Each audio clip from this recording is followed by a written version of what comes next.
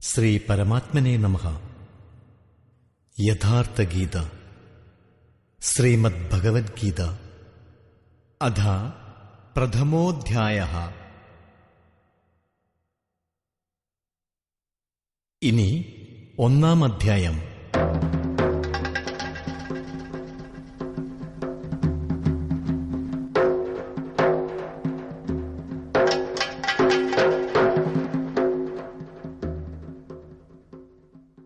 ധൃതരാഷ്ട്ര ഉവാച.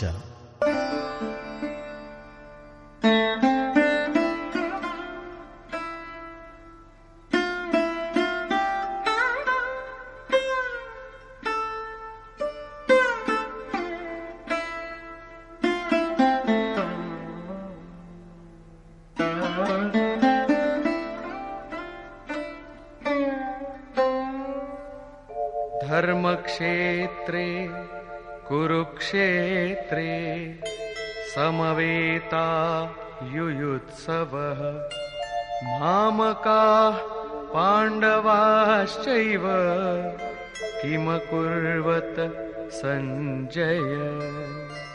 ധൃതരാഷ്ട്രർ ചോദിച്ചു, അല്ലയോ സംജയ, ധർമ്മക്ഷേത്രത്തിലും കുരുക്ഷേത്രത്തിലും ഒന്നിച്ചു വന്നു ചേർന്ന സമരകുതുകികളായ പാണ്ഡവപുത്രന്മാരും എന്റെ പുത്രന്മാരും എന്തൊക്കെ ചെയ്തു? അജ്ഞാനരൂപിയാണ് ധൃതരാഷ്ട്രർ. സംജയൻ സംയമരൂപിയും. മനസ്സിന്റെ അന്തർഭാഗത്താണ് അജ്ഞത കുടികൊള്ളുന്നത്. അജ്ഞാനവൃതമായ മനസ്സാണ് ജന്മാന്ധനായ ധൃതരാഷ്ട്രർ. എന്നാൽ സംയമരൂപിയായ സംജയൻ എന്ന മാധ്യമത്തിലൂടെ അദ്ദേഹം കാണുന്നു, കേൾക്കുന്നു. പരമാത്മാവ് മാത്രമാണ് സത്യമെന്ന് അദ്ദേഹത്തിനറിയാം. എന്നിരുന്നാലും അദ്ദേഹത്തിൽ നിന്നുണ്ടായ മോഹരൂപിയായ ദുര്യോധനൻ ജീവിച്ചിരിക്കുന്നിടത്തോളം കാലം അദ്ദേഹത്തിന്റെ ദൃഷ്ടി വികാരരൂപികളായ കൗരവന്മാരിലായിരിക്കും. ശരീരം ഒരു ക്ഷേത്രമാണ്. ഹൃദയത്തിൽ ദൈവിക സമ്പത്ത് നിറയുമ്പോൾ ഈ ശരീരം ധർമ്മക്ഷേത്രമായിത്തീരുന്നു. മറിച്ച് ആസുരി സമ്പത്ത് നിറയുമ്പോൾ കുരുക്ഷേത്രമായും പരിണമിക്കുന്നു. ഈ പദം ഉപദേശാത്മകമത്രേ. ശ്രീകൃഷ്ണൻ പറയുന്നു, പ്രകൃതിയിൽ നിന്നുണ്ടാകുന്ന ത്രിഗുണങ്ങൾക്ക് വിധേയരായ മനുഷ്യർ കർമ്മം ചെയ്യുന്നു. ഒരു നിമിഷം പോലും ആർക്കും കർമ്മം ചെയ്യാതെ കഴിയാനാവില്ല. ഗുണങ്ങൾ ആളുകളെക്കൊണ്ട് കർമ്മം ചെയ്യിക്കുന്നു. ഉറങ്ങുമ്പോഴും കർമ്മം മുടങ്ങുന്നില്ല.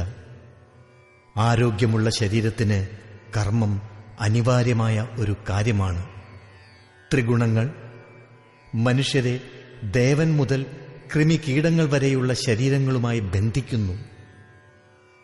പ്രകൃതിയും പ്രകൃതിയിൽ നിന്നുണ്ടാകുന്ന ഗുണങ്ങളും ഉള്ളിടത്തോളം കാലം കുരു അഥവാ ചെയ്യുക എന്ന നിർദ്ദേശം തുടർന്നുകൊണ്ടേയിരിക്കും. അതുകൊണ്ട് ജനന മരണങ്ങളുള്ള ക്ഷേത്രം, വികാരപൂർണമായ ക്ഷേത്രം, ഇതാണ് കുരുക്ഷേത്രം. പരമധർമ്മസ്വരൂപമായ പരബ്രഹ്മത്തിൽ പ്രവേശനം നൽകുന്ന പുണ്യപ്രവൃത്തികളാകുന്ന പാണ്ഡവന്മാരുടെ ക്ഷേത്രം ധർമ്മക്ഷേത്രവും. പുരാതത്വശാസ്ത്രജ്ഞന്മാർ പഞ്ചാബ്, കാശി, പ്രയാഗ തുടങ്ങിയ സ്ഥലങ്ങളിലും കുരുക്ഷേത്രത്തെപ്പറ്റി ഗവേഷണ പഠനങ്ങൾ നടത്തി. എന്നാൽ ശ്രീകൃഷ്ണൻ ഏത് ക്ഷേത്രത്തിലാണ് യുദ്ധം നടന്നതെന്ന് വ്യക്തമാക്കിയിട്ടുണ്ട്. ഇദം ശരീരം കൗന്ദേയ ക്ഷേത്രമിത്യഭിധീയതേ. അർജുന, ഈ ശരീരം തന്നെ ക്ഷേത്രം. ഇതിനെ അറിഞ്ഞ ശേഷം ഇതിന്റെ അപ്പുറത്തെത്തുന്ന ആളാണ് ക്ഷേത്രജ്ഞൻ. ശ്രീകൃഷ്ണൻ പിന്നീട് ശരീരത്തിലുള്ള 10 ഇന്ദ്രിയങ്ങൾ, മനോബുദ്ധി അഹങ്കാരങ്ങൾ, 5 വികാരങ്ങൾ, 3 ഗുണങ്ങൾ ഇവയെപ്പറ്റി വിവരിക്കുന്നു. ശരീരം കൃഷിഭൂമിയാണ്, ഗോദാവുമാണ്. ഇവിടെ പരസ്പരം പൊരുതുന്ന 2 പ്രവൃത്തികളുണ്ട്. ദൈവസമ്പത്തും ആസുരസമ്പത്തും. അതായത് വിരുദ്ധ മനോവൃത്തികളെ പ്രതിനിധാനം ചെയ്യുന്നവരായ പാണ്ഡുപുത്രന്മാരും ധൃതരാഷ്ട്രപുത്രന്മാരും. അനുഭവസമ്പന്നമായ ഒരു മഹാപുരുഷനെ ശരണം പ്രാപിക്കുമ്പോൾ മേൽ സൂചിപ്പിച്ച വിരുദ്ധ പ്രവൃത്തികളുടെ പരസ്പര സംഘർഷം ആരംഭിക്കുന്നു. ക്ഷേത്രവും ക്ഷേത്രജ്ഞനും തമ്മിലുള്ള ഈ സംഘർഷമാണ് യഥാർത്ഥ യുദ്ധം. യുദ്ധങ്ങളുടെ കഥകൾ കൊണ്ട് സമൃദ്ധമാണ് ലോകചരിത്രം. പക്ഷേ യുദ്ധത്തിൽ ജയിക്കുന്ന കക്ഷിക്ക് ശാശ്വതമായ വിജയം അവകാശപ്പെടാനാകുമോ? പരസ്പരമുള്ള പകരം വീട്ടലല്ലേ ഇത്? പ്രകൃതിക്ക് സർവഥാ ശമനം വരുത്തിയിട്ട് പ്രകൃതിക്കപ്പുറത്തുള്ള സത്യത്തെ കണ്ടറിഞ്ഞ് അതിൽ കടക്കുന്നതാണ് യഥാർത്ഥ വിജയം. പിന്നിൽ പരാജയം പതിയിരിക്കാത്ത പരിപൂർണ വിജയമാണിത്. ജനനമരണ ബന്ധമില്ലാത്ത മുക്തി. ഇപ്രകാരം അജ്ഞാനം കൊണ്ട് ആവൃതമായ മനസ്സിന് ക്ഷേത്രജ്ഞ യുദ്ധത്തിൽ എന്തുണ്ടായി എന്ന് സംയമനത്തിലൂടെ മനസ്സിലാക്കാവുന്നതാണ്. സംയമം പൂർണ്ണമാകുന്നതോടെ തെളിഞ്ഞ ഉൾക്കാഴ്ചയും ഉണ്ടാകുന്നു. സഞ്ജയ ഉവാച.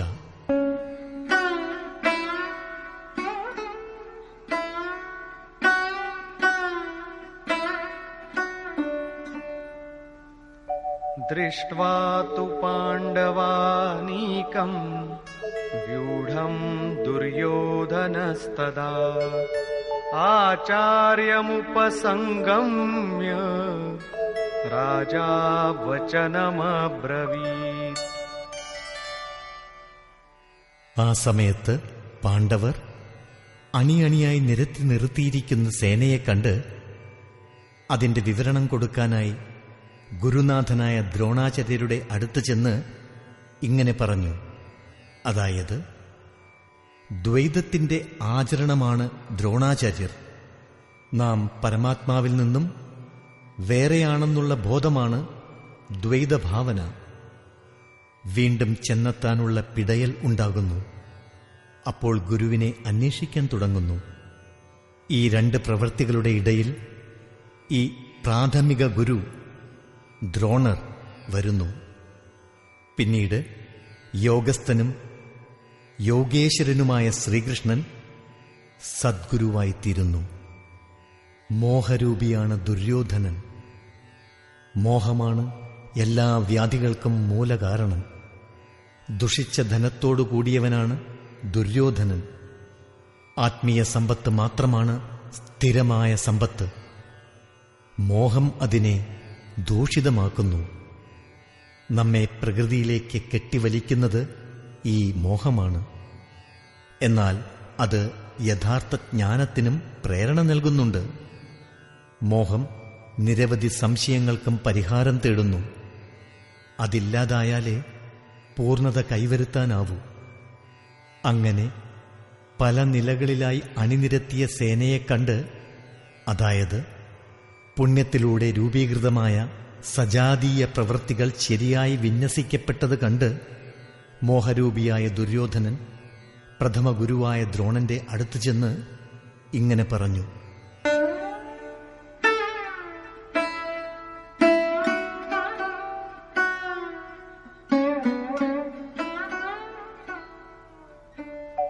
പശ്യൈതാം പാണ്ഡുപുത്രാണാം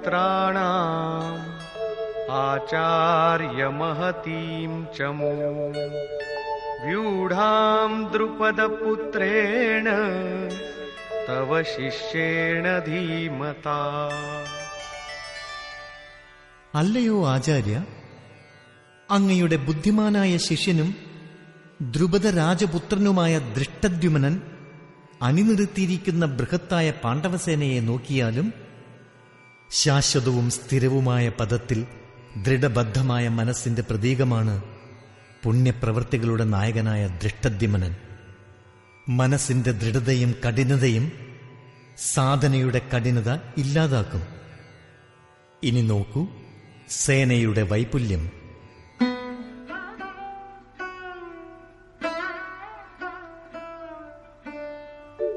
അത്ര ശൂരാ മഹേശ്വാസാ ഭീമാർജുന സമായുധി യുയുധാനോ വിരാട്ടശ്ച द्रुपदश्च महारथः. ഈ സേനയിൽ മഹേശ്വാസ, മഹാനായ ഈശനിൽ അധിവസിക്കുന്ന ഭാവരൂപിയായ ഭീമനോടും അനുരാഗരൂപിയായ അർജുനനോടും തുല്യരായ അനേകം വീരശൂരന്മാരുണ്ട്. സാത്വിക രൂപിയായ സാത്വികയെപ്പോലുള്ളവർ വിരാട്. എല്ലായിടത്തും ഈശ്വരശക്തി പ്രവഹിപ്പിക്കുന്ന ഏകാഗ്രതയുടെ പ്രതീകം. മഹാരഥനായ ദ്രുപദ രാജാവാകട്ടെ സ്ഥിരനിഷ്ഠയുടെ പ്രതീകവും അപ്രകാരം തന്നെ.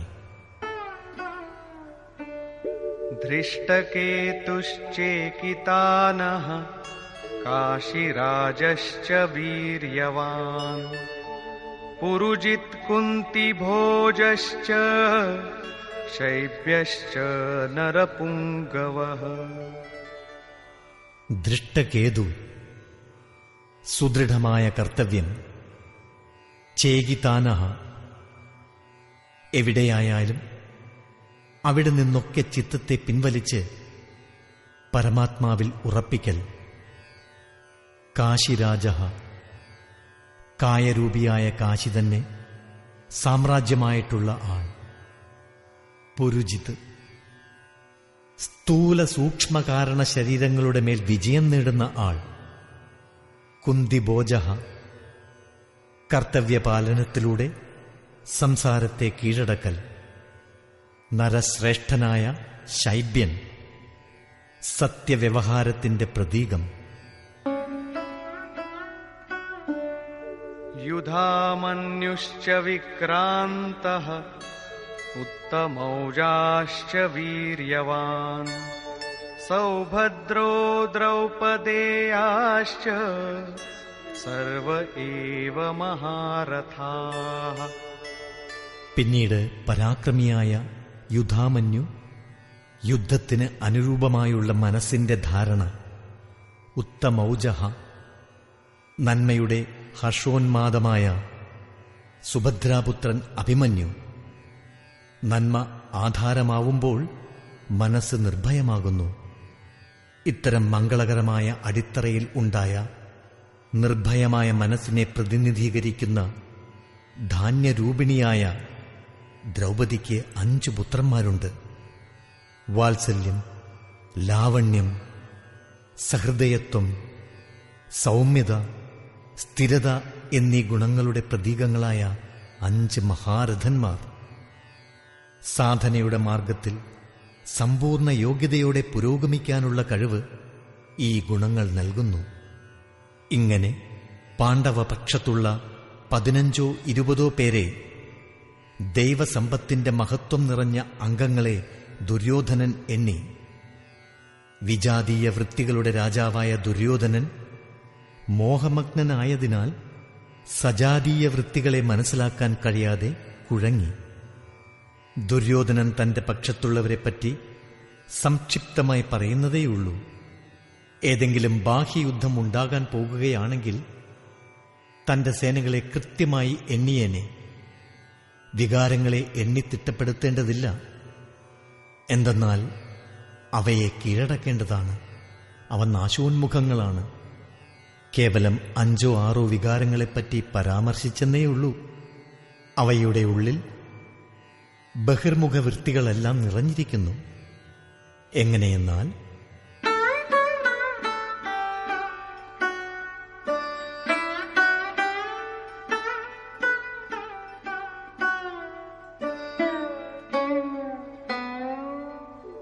अस्माकं तु विशिष्टाये तान्निबोध द्विजोत्तम नायका मम सैन्यस्य संज्ञार्थं तान् ब्रवीमि ते.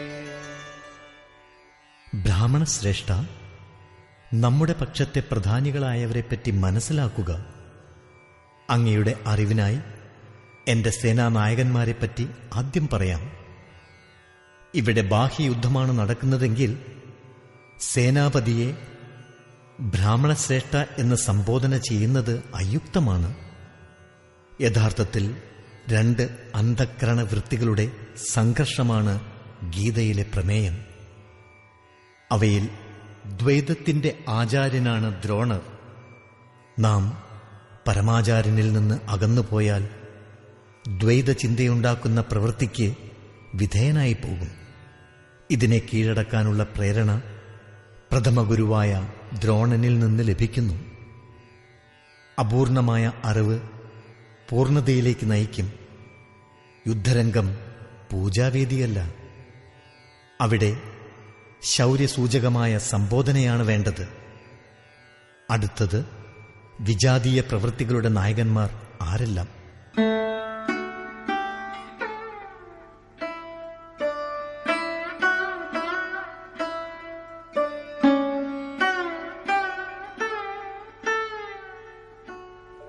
ഭവാൻ ഭീഷ്മശ്ച കർണശ്ച കൃപശ്ച സമിതിഞ്ജയഃ അശ്വത്ഥാമാ വികർണശ്ച സൗമദത്തിസ്തഥൈവ ച. ആദ്യത്തെ ആൾ അങ്ങ് തന്നെ, അതായത് ദ്വൈതത്തിന്റെ ആചരണരൂപിയായ ദ്രോണാചാര്യർ. അടുത്തയാൾ ഭ്രമരൂപിയായ ഭീഷ്മ പിതാമഹൻ. വികാര ഉദ്ഗമനമാണ് ഭ്രമം. അവസാനം വരെ ഈ ഭ്രമം നിലനിൽക്കുന്നു. പിതാമഹൻ എന്ന് പറയപ്പെടുന്നത് അതുകൊണ്ടാണ്. സമസ്ത സേനകളും നാശമടഞ്ഞിട്ടും പിതാമഹൻ ജീവിതം തുടർന്നു. ശരശയ്യയിൽ ചേതനമങ്ങി കിടന്നപ്പോഴും ജീവൻ നിലനിർത്തിയിരുന്നു. അങ്ങനെ ഭ്രമരൂപിയായി ഭ്രമം മരണപര്യന്തം നിലനിന്നു. പിന്നെയുള്ളത് വിജാതീയ കർമ്മരൂപിയായ കർണനും സമരവിജയിയായ കൃപാചാര്യരുമാണ്. സാധകനിലുള്ള കൃപയുടെ ആചാരമാണ് കൃപാചാര്യർ. ലക്ഷ്യപ്രാപ്തിയോടെ പരമാചാര്യനായി ശോഭിക്കുന്ന കൃപാധാമമാണ് കൃഷ്ണൻ. സാധനകൾ നടത്തുമ്പോൾ നാം പരമാത്മാവിൽ നിന്നും ഭിന്നരത്രേ. വിജാതീയ പ്രവർത്തനമാകുന്നു ജീവിതം. മോഹരൂപത്തിലുള്ള സമ്മർദ്ദതന്ത്രമാണത്. ഈ പരിതസ്ഥിതിയിൽ സാധകൻ ദുർബലനായി കൃപ കാണിക്കാൻ തുടങ്ങിയാൽ പുരോഗതിക്ക് തടസ്സമുണ്ടാകും. ദയ കാട്ടിയതുകൊണ്ട് സീതയ്ക്ക് ലങ്കയിൽ പ്രായശ്ചിത്തം ചെയ്ത് കഴിയേണ്ടി വന്നു. സാധനാകാലത്തിൽ വിശ്വാമിത്രൻ ത്രിശങ്കുവിന്റെ മേൽ ദയ കാട്ടിയതിനാൽ തപോബലം നഷ്ടപ്പെട്ട് പതിതനായി. യോഗസൂത്രകാരനായ പതഞ്ജലി ഇങ്ങനെ പറയുന്നു: തേ സമാധാവുപസർഗ വ്യുത്ഥാനേ സിദ്ധയ. ശക്തികൾ ഉണരുമ്പോൾ സിദ്ധികൾ ഉണ്ടാവുന്നു. എന്നാൽ അവ കാമക്രോധ ലോഭമോഹാദികൾ പോലെ മോക്ഷപ്രാപ്തിക്ക് തടസ്സമുണ്ടാക്കുന്നു. ഉദാഹരണം: ചോരത് ഗ്രന്ഥി ജാനി ഖഗരായ വിഘ്ന അനേക കരി തബമായ രിദ്ധി സിദ്ധി പ്രേരയി ബഹുഭായി ബുദ്ധിഹി ലോഭ ദിക്കാവഹീം ആയി. തുളസീരാമായണം, തുളസീദാസൻ. മായ അനേകം തടസ്സങ്ങൾ ഉണ്ടാക്കുന്നു, ഐശ്വര്യം പ്രദാനം ചെയ്യുന്നു, അത്രത്തോളം സിദ്ധനാകുകയും ചെയ്യുന്നു. ഈ നിലയിലെത്തിയ സാധകന് ആപത്തുകൾ ഇല്ലാതാക്കാം. ആസന്ന മരണനായ രോഗിയെ ജീവിതത്തിലേക്ക് തിരിച്ചു കൊണ്ടുവരാം. എന്നാൽ ഇങ്ങനെ സിദ്ധികൾ പ്രകടിപ്പിക്കുന്നത് തൊഴിലാക്കിയാൽ അയാൾ അധപ്പതനത്തിലേക്ക് വഴുതി വീഴും. ഒരു രോഗിയുടെ സ്ഥാനത്ത് ആയിരക്കണക്കിന് രോഗികൾ ഉണ്ടായെന്ന് വരും. ഭജന ചിന്തന ക്രമങ്ങൾ തകരാറിലാവും. അങ്ങനെ വഴിതെറ്റി പ്രകൃതിയുടെ പ്രഹരങ്ങൾ തുടരെ ഏൽക്കേണ്ടി വരും. ലക്ഷ്യം വിദൂരത്തിലായിരിക്കുമ്പോൾ സാധകൻ വിട്ടുവീഴ്ചകൾ ചെയ്താൽ ആ സ്ഥാനത്തുള്ള കാരുണ്യ പ്രകടനം യുദ്ധജേതാക്കളാകേണ്ട തന്റെ ഭടന്മാരെ മുഴുവൻ അസ്തപ്രജ്ഞരാക്കിയെന്ന് വരും. അതിനാൽ സാധകൻ വിജയലബ്ധി വരെ സൂക്ഷിച്ചു കഴിയണം. ദയാബിന് സന്ത് കസായി ദയാ കരീത്തോ ആഫത്ത് ആയി. ദയയില്ലെങ്കിൽ കശാപ്പുകാരനെന്ന് കരുതപ്പെടും. ദയ കാട്ടിയാലോ ആപത്തിൽ വീഴുകയും ചെയ്യും. സൃഷ്ടിയിൽ ഉള്ള വസ്തുക്കളാൽ ആകർഷിക്കപ്പെടുന്നത് ആസക്തി മൂലമാകുന്നു. ഇങ്ങനെയുള്ള ആസക്തിയുടെ പ്രതിരൂപമാകുന്നു അശ്വത്ഥാമ. ദ്വൈതത്തിന്റെ ആചരണ രൂപമാകുന്നു ദ്രോണാചാര്യർ. ദ്വൈതമാകുന്നു ആസക്തിയുടെ ജന്മദാത. ദ്രോണാചാര്യരുടെ കയ്യിൽ ആയുധമുള്ള കാലം വരെ അദ്ദേഹം അജയ്യനാകുന്നു. അദ്ദേഹത്തിനെ ആരാലും മരണപ്പെടുത്താൻ സാധിക്കുന്നതല്ല. അതിനാൽ ശ്രീകൃഷ്ണൻ ഈ ഉപായം പറഞ്ഞുകൊടുത്തു. കൗരവപക്ഷത്തുള്ള അശ്വത്ഥാമ എന്ന ആനയെ കൊന്നിട്ട് ആ വിവരം ഉച്ചത്തിൽ വിളിച്ചു പറയുക. ഇത് കേട്ടാൽ ദ്രോണാചാര്യർ ബോധം കെട്ട് വീഴും. ആ സമയത്ത് അദ്ദേഹത്തെ വധിക്കുക എന്ന്. അതിൽ പ്രകാരം ഭീമൻ ആ ആനയെ കൊന്നിട്ട് താൻ അശ്വത്ഥാമാവെ കൊന്നു എന്ന് വിളിച്ചു കൂവി അട്ടഹസിച്ചു. ഇത് കേട്ടതും തന്റെ പുത്രൻ അശ്വത്ഥാമാവാണ് മരിച്ചതെന്ന് വിചാരത്തിനാൽ തപ്തചിന്തനായി ശസ്ത്രവിഹീനനായി നിലംപതിച്ചു. തത്സമയം കഴുത്തുവെട്ടി കൊലപ്പെടുത്തി. പുത്രന്റെ മേൽ ഉണ്ടായ അത്യാസക്തി മൂലം സ്വയം മൃത്യുവിനിരയായി. അശ്വത്ഥാമ ദീർഘജീവിയായിരുന്നു. എങ്കിലും ജീവിതത്തിന്റെ അന്തിമക്ഷണം വരെ ആസക്തി എന്ന ഈ ബാധ നിലനിന്നിരുന്നു. അതിനാൽ ചിരഞ്ജീവി എന്ന് പറയുന്നു. വികൽപരൂപി കർണൻ സാധനയുടെ ഉന്നതാവസ്ഥയിലേക്ക് എത്തുന്നതുവരെ മനസ്സിൽ സങ്കല്പ വികൽപ്പങ്ങൾ ഉണ്ടാകും. ഉന്നതാവസ്ഥയിൽ വിശിഷ്ട സങ്കല്പങ്ങൾ ഉണ്ടാകും. സ്വരൂപപ്രാപ്തിയോടെ ഭഗവാനിൽ നിന്നും സിദ്ധികളും അലൗകിക ശക്തികളും കിട്ടും. എന്നാൽ സാധകന്റെ ദൃഷ്ടി എപ്പോഴും കർമ്മത്തിൽ മാത്രമായിരിക്കണം. കർമ്മഫലത്തിൽ ആകാംക്ഷയുണ്ടാകാൻ പാടില്ല. എന്തുകൊണ്ടെന്നാൽ ഭഗവത് ചിന്തനത്തിന് പകരം ഐശ്വര്യാദി സിദ്ധികളുടെ സങ്കല്പ വികൽപ്പങ്ങൾ ഉണ്ടാകും. ഇത് സാധകന് ഭയങ്കര ബാധയുണ്ടാക്കും. ഈ വികൽപ്പമാകുന്നു വികർണൻ. ഭ്രമമായ ശ്വാസം ഭൂരിസ്രവാകുന്നു. സാധനയുടെ തരം ഉയർന്ന് ഉന്നതസ്ഥിതിയിൽ എത്തുമ്പോൾ പ്രശംസകൾ കിട്ടാൻ തുടങ്ങും. ഇദ്ദേഹം സിദ്ധനാകുന്നു, ദിവ്യശക്തിയുള്ള മഹാത്മാവാകുന്നു. ലോകപാലകർ പോലും ഇദ്ദേഹത്തിന്റെ മുൻപിൽ തലകുനിക്കുന്നു. മാത്രമല്ല ഇദ്ദേഹത്തിന്റെ കൂടെയുള്ളവരെയും കൂടെ ലോകർ ബഹുമാനിക്കുന്നു എന്നിങ്ങനെ പ്രശംസിക്കുന്നത് കേട്ട് സന്തോഷാതിരേകത്തിൽ മുങ്ങി ഒഴുകിപ്പോകും. ഈ ബ്രഹ്മമയി ശ്വാസമാകുന്നു ദുരിശ്രവ.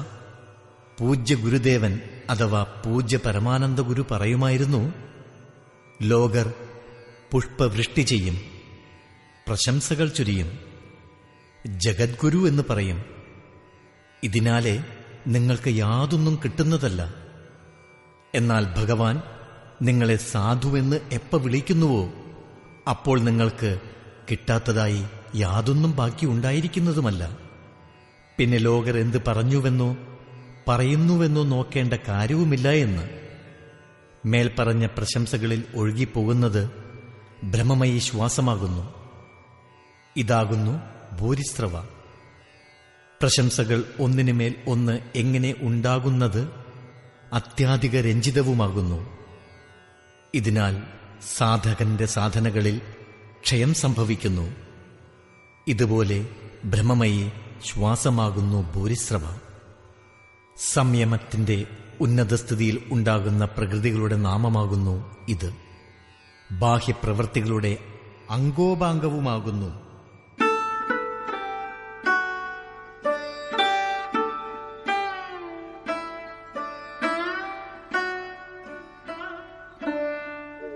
अन्ये च बहवः शूराः मदर्थे त्यक्तजीविताः नानाशस्त्रप्रहरणाः सर्वे യുദ്ധവിശാരദാഃ. പിന്നെയും ഗുരുവീരന്മാരായ അനേകം പേർ പലവിധം ആയുധങ്ങളുമേന്തി ജീവിതാശ വെടിഞ്ഞ് എനിക്ക് വേണ്ടി അടരാടാൻ തയ്യാറായി നിൽക്കുന്നു. ഇവർ എനിക്ക് വേണ്ടി പ്രാണൻ പോലും ത്യജിക്കുന്നവരാണ്. എന്നാൽ അവരുടെ എണ്ണം കൃത്യമായി പറയാൻ പ്രയാസം. ഇവിടെ ഏത് സേന ഏതേത് ഭാവങ്ങളിലൂടെ സുരക്ഷിതമായിരിക്കുന്നുവെന്ന് ഇനി പറയുന്നു. अपर्याप्तं तदस्माकं बलं भीष्माभिरक्षितं पर्याप्तं त्विदमेतेषां बलं भीमाभिरक्षितं. ഭീഷ്മർ രക്ഷിക്കുന്ന നമ്മുടെ സൈന്യം എല്ലാ പ്രകാരത്തിലും അജയ്യമത്രേ. ഭീമൻ രക്ഷിക്കുന്ന ശത്രുസേനയെ കീഴടക്കാൻ വിഷമമില്ല. പര്യാപ്തം, അപര്യാപ്തം എന്നീ ക്ലീഷ്ട പദങ്ങളുടെ പ്രയോഗം ദുര്യോധനന്റെ ആശങ്കയെ വ്യക്തമാക്കുന്നു. അതിനാൽ കൗരവർ വിശ്വാസമർപ്പിക്കുന്ന ഭീഷ്മർ ഏതു തരത്തിലുള്ള സത്തയാണെന്നും പാണ്ഡവരുടെ സമ്പൂർണ്ണ വിശ്വാസപാത്രമായ ഭീമൻ ഏത് സത്തയാണെന്നും മനസ്സിലാക്കാം. ദുര്യോധനൻ തന്റെ വ്യവസ്ഥ ഇങ്ങനെ നൽകുന്നു: അയനേഷു ച സർവേഷു യഥാ ഭാഗമവസ്ഥിതാഃ ഭീഷ്മമേവാഭിരക്ഷन्तु ഭവന്തഃ സർവ ഏവ ഹി. അതിനാൽ എല്ലാ സമരവ്യൂഹങ്ങളും സ്വസ്ഥാനങ്ങളിൽ ഉറച്ചു നിന്നുകൊണ്ട് നിങ്ങൾ ഭീഷ്മരെ എല്ലാ ആക്രമണങ്ങളിൽ നിന്നും സർവപ്രകാരത്തിലും സംരക്ഷിക്കുക. ഭീഷ്മർ ജീവിച്ചിരിക്കുന്നിടത്തോളം കാലം നമ്മൾ അജയ്യരാണ്. അതുകൊണ്ട് നിങ്ങൾ പാണ്ഡവരോട് പോരടിക്കാതെ ഭീഷ്മരെ കാത്തു സൂക്ഷിക്കുക. സ്വയം രക്ഷിക്കാൻ കഴിവില്ലാത്ത യോദ്ധാവാണ് ഭീഷ്മർ. അതുകൊണ്ടാണ് കൗരവർക്ക് അദ്ദേഹത്തിന്റെ രക്ഷ ഏറ്റെടുക്കേണ്ടി വന്നത്. ബാഹ്യയുദ്ധം നടത്തുന്ന യോദ്ധാവല്ല ഭീഷ്മർ. ഭ്രമത്തിന്റെ പ്രതീകമാണ് അദ്ദേഹം. ഭ്രമം ഉള്ളിടത്തോളം കാലം വിജാതീയ വൃത്തികളെ പ്രതിനിധാനം ചെയ്യുന്ന കൗരവർ അജയ്യരാണ്. അജയ്യർ എന്നതിന് കീഴടക്കപ്പെടാൻ കഴിയാത്തവർ എന്നല്ല, കഷ്ടപ്പെട്ട് കീഴടക്കപ്പെടേണ്ടവർ എന്നാണ് അർത്ഥം. മഹാ അജയ് സംസാർ രിപു ജിതി സഗൈ സോബീർ. തുളസിരാമായണം 6:80. ദുഃഖമയമായ ലോകജീവിതം അജയ്യനായ ശത്രുവത്രേ. ആ ശത്രുവിനെ കീഴടക്കുന്നവനാണ് യഥാർത്ഥ വീരൻ. ഭ്രമം ഒടുങ്ങിയാൽ അവിദ്യ ഇല്ലാതാകും. അവശേഷിക്കുന്ന മോഹം തുടങ്ങിയവയും ക്രമേണ അസ്തമിക്കും. ഭീഷ്മർ ഇച്ഛാമൃത്യുവായിരുന്നു. ഇച്ഛ തന്നെ ഭ്രമം. ഇച്ഛ ഇല്ലാതാക്കുക, ഭ്രമം അവസാനിപ്പിക്കുക എന്നത് രണ്ടും ഫലത്തിൽ ഒന്നു തന്നെ.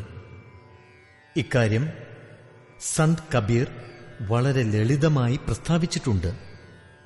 ഇച്ഛാകായ ഇച്ഛാമായ ഇച്ഛാജഗ ഉപജായ കഹ കബീർ ജെ ഇച്ഛ വിവർജിത് താകാ പാരനപായ. എവിടെയാണോ ഭ്രമം ഇല്ലാത്തത് അവിടം അപാരവും അവ്യക്തവുമായ ബ്രഹ്മലോകമാണ്. ഇച്ഛയിൽ നിന്നാണ് ശരീരം ഉണ്ടായത്. ഇച്ഛ തന്നെ മായ. ലോകപ്രാപ്തിക്ക് കാരണവും ഇച്ഛ തന്നെ. സോകാമയത് തദേക്ഷത ബഹുസ്യാം പ്രജായേയതി. ബ്രഹ്മം ആഗ്രഹിച്ചു, ബ്രഹ്മം സങ്കൽപ്പിച്ചു, ഞാൻ പലതാകട്ടെ എന്ന്. ചാന്തോഗ്യോപനിഷത്ത് 6:2-3. ഇച്ഛകളിൽ നിന്ന് തീർത്തും വിമുക്തനായവൻ അനന്തവും നിസീമവുമായ തത്വത്തിൽ പ്രവേശിക്കുന്നു എന്ന് കബീർ അഭിപ്രായപ്പെടുന്നു. യോ കാമോ നിഷ്കാമ ആപ്തകാമ ആത്മകാമോ ന തസ്യ പ്രാണ ഉത്ക്രാമന്തി ബ്രഹ്മൈവസൻ ബ്രഹ്മാപ്യേതി. ബൃഹദാരണ്യക ഉപനിഷത്ത് 4:4-6. കാമനകളിൽ നിന്ന് വിടുതൽ നേടിയ ആത്മനിഷ്ഠനും ആത്മസ്വരൂപനുമായ ആൾക്ക് ഒരിക്കലും വീഴ്ചയുണ്ടാവുകയില്ല. അയാൾക്ക് ബ്രഹ്മൈക്യമുണ്ടാകുന്നു. തുടക്കത്തിൽ ഇച്ഛകൾ അനന്തമായുണ്ടാകുന്നു. സാധനകളിലൂടെ മുന്നേറുന്നതോടെ പരമപ്രാപ്തി എന്ന ഒരേ ഒരു ഇച്ഛ മാത്രം അവശേഷിക്കുന്നു. ഈ ഇച്ഛയും നിറവേറ്റപ്പെടുന്നതോടെ ഇച്ഛ എന്നൊന്ന് തീർത്തും ഇല്ലാതാകുന്നു. ബ്രഹ്മത്തിന് ഉപരി മറ്റൊരു വസ്തു ഉണ്ടെങ്കിൽ അതിനെ ഇച്ഛിക്കാം. പക്ഷേ അങ്ങനെയൊരു വസ്തു ഇല്ലല്ലോ. പിന്നെ എന്തിച്ഛിക്കാനാണ്? നേടാൻ യോഗ്യമായ ഒരു വസ്തുവും അവശേഷിക്കുന്നില്ലെങ്കിൽ ഇച്ഛ വേരോടെ അറ്റുപോകും. ഇച്ഛയില്ലാതാവുമ്പോൾ ബ്രഹ്മവും ഇല്ലാതാകുന്നു. ഭീഷ്മർ ഇച്ഛാമൃത്യുവാണല്ലോ.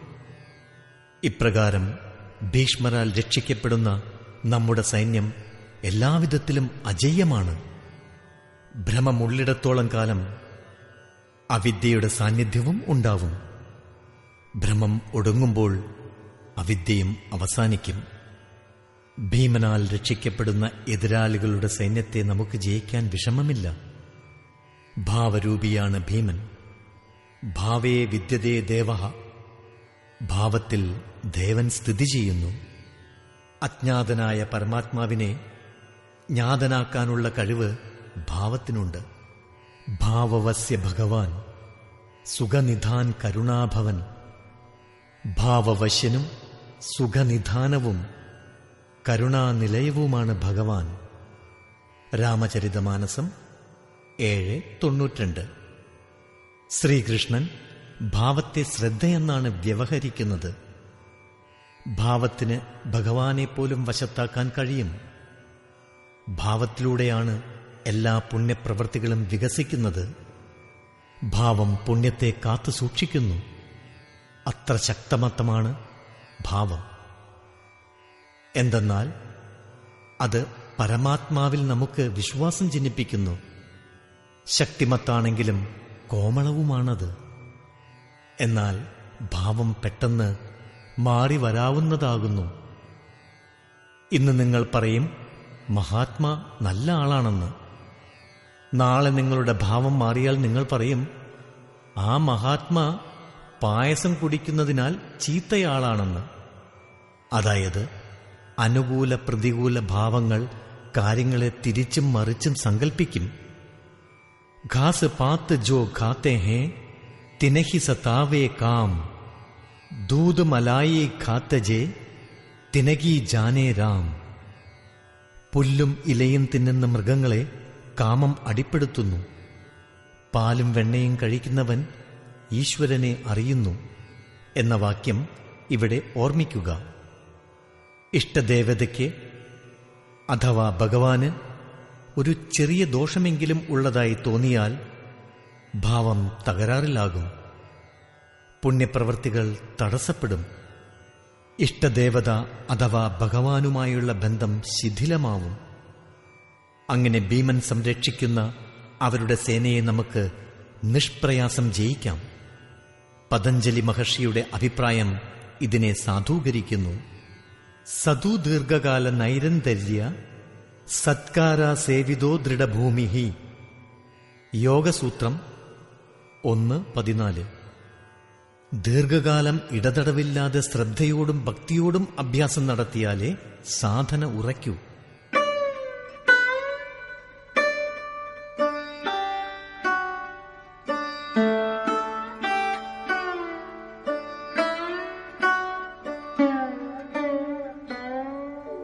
തസ്യ സഞ്ജനയൻ ഹർഷം കുരു വൃദ്ധഃ പിതാമഹഃ. സിംഹനാദം വിനദ്യോച്ചൈഃ ശംഖം ദദ്മൗ പ്രതാപവാൻ. ഇങ്ങനെ ഓരോരുത്തരും താങ്കളുടെ ബലാബലങ്ങൾക്കനുസരണമായി ശംഖുധ്വനി മുഴക്കി യുദ്ധത്തിൽ കൗരവപക്ഷമോ അല്ലെങ്കിൽ പാണ്ഡവപക്ഷമോ ജയിച്ചാൽ ഏതേത് ഫലമാണുണ്ടാകുന്നത്? കൗരവവൃദ്ധനും പ്രതാപശാലിയുമായ ഭീഷ്മ പിതാമഹൻ ദുര്യോധന ഹൃദയത്തിൽ ആനന്ദമുണ്ടാക്കിക്കൊണ്ട് സിംഹനാദ തുല്യമായ ഭീകര ശംഖനാദം അത്യുച്ചത്തിൽ മുഴക്കി. സിംഹപ്രകൃതി ഭയാവഹമായ പ്രതിഭാസങ്ങളുടെ പ്രതീകമാണ്. ഘോരവനത്തിന്റെ ഏകാന്ത നിശബ്ദതയിൽ സിംഹഗർജനം കാതിൽ വന്ന് പതിച്ചാൽ സിംഹം മൈലുകൾക്കപ്പുറത്താണെങ്കിൽ കൂടി ആളുകൾ ഭയചകിതരാകും. ഭയം പ്രകൃതിയിലുള്ളതാണ്. അത് പരമാത്മാവിലില്ല. പരമാത്മാവ് ആർക്കും അഭയകേന്ദ്രമാണ്. ഭ്രമരൂപിയായ ഭീഷ്മർ വിജയിക്കുകയാണെങ്കിൽ പ്രകൃതിയുടെ ഭയാനക വനത്തിൽ കഴിയുന്ന നിങ്ങൾ ഭയപരവശരാകും. എന്നാൽ ഭയത്തിന്റെ ആവരണം ഘനീഭൂതമാക്കുക എന്നതൊഴിച്ച് ഭ്രമത്തിന് മറ്റൊന്നും ചെയ്യാനാവില്ല. അതിനാൽ പ്രകൃതിയിൽ നിന്നുള്ള നിവൃത്തി തന്നെ അഭികാമ്യമായ മാർഗം എന്ന് വന്നുകൂടുന്നു. കൂരിരുളിന്റെ കരിനിഴൽ നിറഞ്ഞ സംസാര മഹാവനമാണ് പ്രവൃത്തി. ശംഖുവിളിക്ക് ശേഷം കൗരവന്മാർ പല വാദ്യോപകരണങ്ങളിൽ നിന്നും ഒന്നിച്ച് ശബ്ദമുണ്ടാക്കി ശ്രോതാക്കളെ ഭയവിവശരാക്കി. ഓരോ പ്രത്യേക വികാരവും ഭയജനകമാകണമെന്നില്ല. അതുകൊണ്ടാണ് അവർ വാദ്യോപകരണങ്ങൾ ഒരുമിച്ച് പ്രവർത്തിപ്പിച്ചത്. തതഃ ശംഖാശ്ച ഭേര്യശ്ച പണവാനകഗോമുഖാഃ സഹസൈവാഭ്യഹന്യന്ത സശബ്ദസ്തു മുലോഭവത്. അതിനുശേഷം അവർ ശംഖ്, പെരുമ്പറ, മുരശ്, മദ്ദളം, കൊമ്പ് തുടങ്ങിയ വാദ്യവിശേഷങ്ങൾ ഒന്നിച്ച് പ്രവർത്തിപ്പിച്ചപ്പോൾ ആ ശബ്ദം അവിടെ അതിഭയങ്കരമായി മുഴങ്ങി. ഭയമുണ്ടാക്കുക എന്നതൊഴിച്ച് കൗരവന്മാർക്ക് മറ്റൊരു ഉദ്ഘോഷണവും നടത്താനില്ലായിരുന്നു. ബഹിർമുഖമായ വിജാതീയ പ്രവൃത്തികൾ സഫലമാകുമ്പോൾ മോഹമയമായ ബന്ധനം കൂടുതൽ മുറുകുന്നു. ഈ അവസരത്തിൽ പുണ്യമായ പ്രവൃത്തികളിൽ നിന്ന് ഉദ്ഘോഷണങ്ങൾ ഉണ്ടാകാൻ തുടങ്ങി. അവയിൽ ആദ്യത്തേത് യോഗേശ്വരനായ ശ്രീകൃഷ്ണനിൽ നിന്നായിരുന്നു.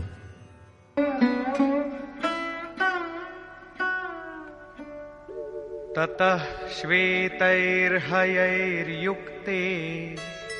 മഹതി സ്യന്ദനേ സ്ഥിതൗ മാധവഃ പാണ്ഡവശ്ചൈവ ദിവ്യൗ ശംഖൗ പ്രദധ്മതു. തദനന്തരം കളങ്ക കാളിമയില്ലാത്ത സ്വാത്വിക ശുദ്ധിയുടെ പ്രതീകമായ വെള്ളക്കുതിരകളെ കെട്ടിയ വലിയ രഥത്തിലിരുന്ന് ശ്രീകൃഷ്ണാർജുനന്മാർ അലൗകികമായ ശംഖധ്വനി മുഴക്കി.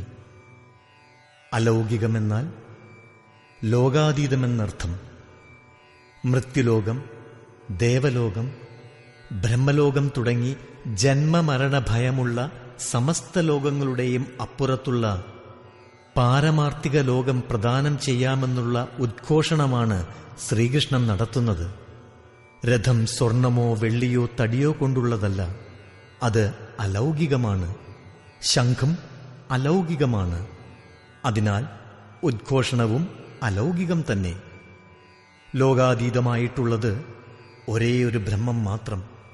ആ ബ്രഹ്മവുമായി ബന്ധപ്പെടുത്താമെന്നുള്ള വാഗ്ദാനമാണത്. യോഗേശ്വരൻ ഈ നില എങ്ങനെ നൽകും?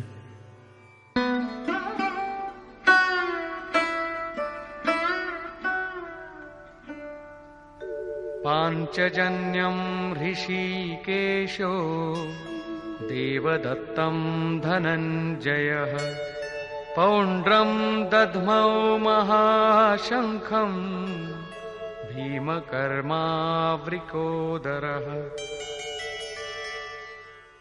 ഋഷികേശ, ഹൃദയത്തിലെ സർവസ്വവും അറിയുന്ന ആൾ. അങ്ങനെയുള്ള ശ്രീകൃഷ്ണൻ പാഞ്ചജന്യം എന്ന ശംഖ് വിളിച്ചു. 5 ജ്ഞാനേന്ദ്രിയങ്ങളിൽ നിന്നും ശബ്ദം, സ്പർശം, രൂപം, രസം, ഗന്ധം എന്നീ 5 തന്മാത്രകളുടെയും രസം ശേഖരിച്ച് തന്റെ ഭക്തന്മാർക്ക് പകർന്നു കൊടുത്തുകൊള്ളാമെന്ന് ആ ശംഖധ്വനിയിലൂടെ ഭഗവാൻ അറിയിക്കുകയായിരുന്നു. കരാളരൂപം പൂണ്ട് മനുഷ്യരെ വിഭ്രമിപ്പിക്കുന്ന ഇന്ദ്രിയങ്ങളെ വശപ്പെടുത്തി ഭക്തന്റെ ഹൃദയത്തിൽ ഉത്തേജനം ഉണ്ടാക്കാൻ ശ്രമിക്കുന്നത് സദ്ഗുരുവിന്റെ കടമയത്രേ. യോഗേശ്വരനായ സദ്ഗുരുവാണ് ശ്രീകൃഷ്ണൻ. ശിഷ്യസ്തേഹം എന്നാണ് അർജുനൻ ഭക്തിപൂർവം അറിയിച്ചത്. ബാഹ്യവിഷയങ്ങളെ വിട്ട് ധ്യാനത്തിൽ പരമാത്മാവിനെ മാത്രം സാക്ഷാത്കരിക്കുക, മറ്റൊന്നും കാണാതിരിക്കുക, മറ്റാരെയും സ്പർശിക്കാതിരിക്കുക. സദ്ഗുരുവിനെ ധ്യാനഗമ്യനാക്കുന്നത് ഈ രീതിയിലായിരിക്കണം. ധനഞ്ജയൻ അഥവാ അർജുനൻ വേദാന്തം എന്ന ശംഖൂതി ദൈവീകമായ ധനത്തെ ജയിച്ച് സ്വന്തമാക്കുന്ന അനുരാഗമാണ് ധനഞ്ജയൻ. പരമാത്മാവിനോടുള്ള അഗാധ പ്രേമമാണ് അനുരാഗം. അവിടെ വിരഹവേദന, വിരക്തി, അശ്രുപ്രവാഹം, രോമാഞ്ചം തുടങ്ങിയ ഭാവങ്ങളുണ്ടാകും. ഗദ്ഗദ്ഗിര നയന ബഹുനീര, വാക്കുകളിൽ ഗദ്ഗദം, കണ്ണുകളിൽ അശ്രുധാര.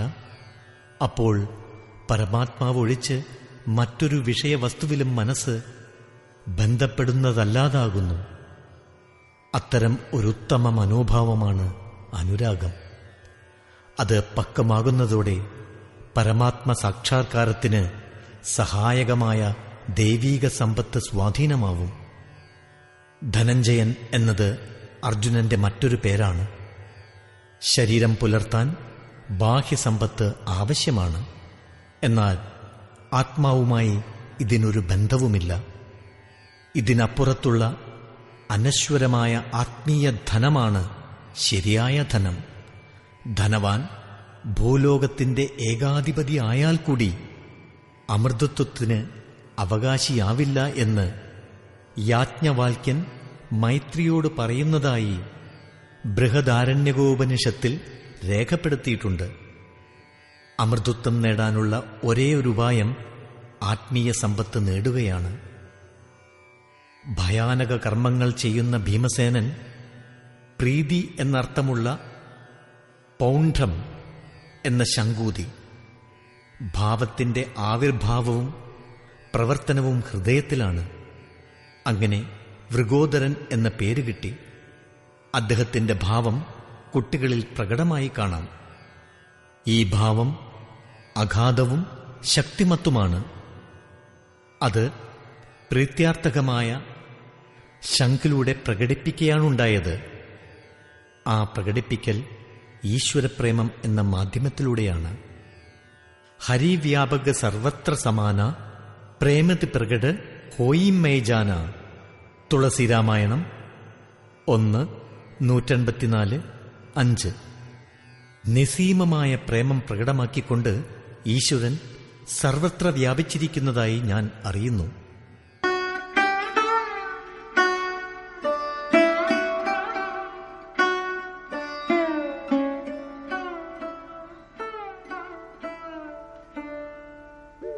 अनन्तविजयं राजा कुन्तीपुत्रो युधिष्ठिरः नकुलः सहदेवश्च सुघोषमणिपुष्पकौ.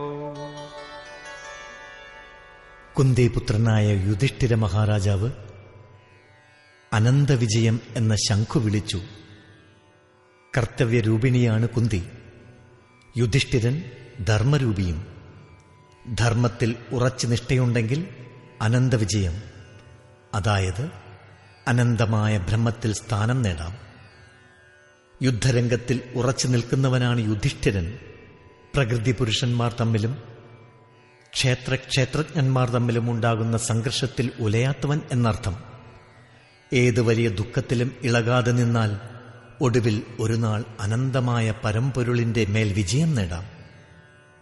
നിയമരൂപിയായ നകുലൻ സുഘോഷമെന്ന ശംഖു വിളിച്ചു.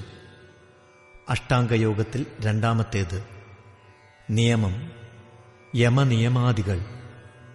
നിയമം സന്തോഷതപ, സാധ്യായേശ്വര പ്രണിധാനങ്ങൾ എന്നിവ ശരിക്കും ആചരിക്കുമ്പോൾ അശുഭം ശമിക്കും, മംഗളം ഭവിക്കും. സത്സംഗ്രൂപിയായ മഹാദേവൻ മണിപുഷ്പകമെന്ന ശംഖു വിളിച്ചു. മനീഷകൾ ഓരോ ശ്വാസത്തിലും വിലതീരാത്ത രത്നത്തിന്റെ സ്ഥാനം നൽകിയിട്ടുണ്ട്. ഹീരാ ജൈസി ശ്വാസ ബാത്തോമേ ബീത്തി ജായ്. തുളസി രാമായണം. രത്നം പോലുള്ള ശ്വാസങ്ങൾ സംഭാഷണത്തിനിടയിൽ നഷ്ടപ്പെടുത്താതെ സത്സംഗവും സത്സംഭാഷണവും ചെയ്യുക. എന്നാൽ ഇതും യഥാർത്ഥ സത്സംഗമല്ല. വാസ്തവീ സത്സംഗം ആന്തരികമാകുന്നു. പരമാത്മാവുമായുള്ളത്. എന്നാൽ വാസ്തവികമായ സത്സംഗം ആന്തരികമാണ്. ശ്രീകൃഷ്ണന്റെ അഭിപ്രായത്തിൽ സത്യവും നിത്യവുമായത് ആത്മാവ് മാത്രം. ചിത്തം എല്ലാവിധത്തിലും ആത്മാവിനോട് സംഗമിക്കാൻ ഒരുമ്പെടും. ഇതാണ് യഥാർത്ഥ സത്സംഗം. ഈ സത്സംഗം ചിന്തനം, ധ്യാനം, സമാധി എന്നീ സാധനകളുടെ അഭ്യാസത്തിലൂടെ സമ്പന്നമാകുന്നു. സത്യത്തിന്റെ സാന്നിധ്യത്തിൽ സ്മരണയ്ക്ക് വിരാമമുണ്ടാകുമ്പോൾ ഓരോ ശ്വാസത്തിലും നിയന്ത്രണമുണ്ടാവുന്നു. മനസ്സും ഇന്ദ്രിയങ്ങളും വിരത വ്യാപാരമാകുന്നു. ഇങ്ങനെ പൂർണ്ണമായ മനോനിഗ്രഹം സാധ്യമാവുമ്പോൾ ഉദ്ദിഷ്ടഫലം ലഭിക്കുന്നു. വാദ്യയന്ത്രങ്ങളെപ്പോലെ ചിത്തത്തെ ആത്മാവിന്റെ സ്വരങ്ങളോട് മേളിപ്പിക്കുന്നത് തന്നെ സത്സംഗം. ബാഹ്യരത്നം കടുപ്പമുള്ളതാണ്. എന്നാൽ ശ്വാസരത്നമാകട്ടെ പൂവിനേക്കാൾ മൃദുലം. പൂവ് വിടർന്നു കഴിഞ്ഞാലോ പൊട്ടിച്ചെടുത്താലോ താമസിയാതെ വാടിപ്പോകുന്നു. എന്നാൽ നിങ്ങൾ അടുത്ത ശ്വാസം വിടുന്നതുവരെ ജീവിച്ചിരിക്കുമെന്നുള്ളതിന് യാതൊരു ഉറപ്പും തരാൻ സാധിക്കയില്ല. എന്നിരുന്നാലും സത്സംഗം സഫലമാകുമ്പോൾ ഓരോ ശ്വാസവും നിയന്ത്രിച്ച് പരമപദത്തിലെത്തിച്ചേരാം. ഇതിനുപരി പാണ്ഡവർക്ക് മറ്റൊരു വിളംബരവും നടത്താനില്ല. ഓരോ സാധനയും പരിശുദ്ധിയുടെ പാതയിലൂടെ മുന്നേറി നിർവഹിക്കണമെന്ന് മാത്രം. ശംഖധ്വനിയെപ്പറ്റി വീണ്ടും പറയുന്നു.